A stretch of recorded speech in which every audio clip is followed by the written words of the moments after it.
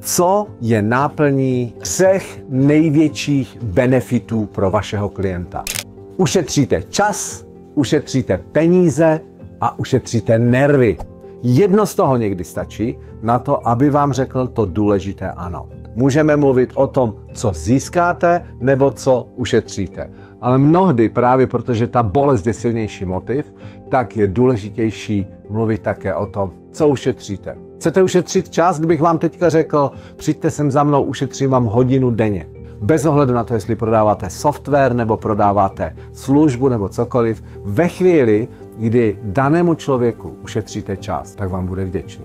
Chcete ušetřit peníze? Formulace typu ušetříte desítky eur měsíčně.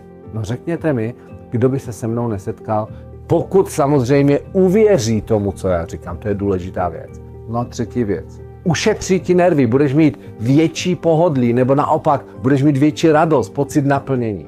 Tenhle ten grál, když naplníte, tak vám také řeknu ano.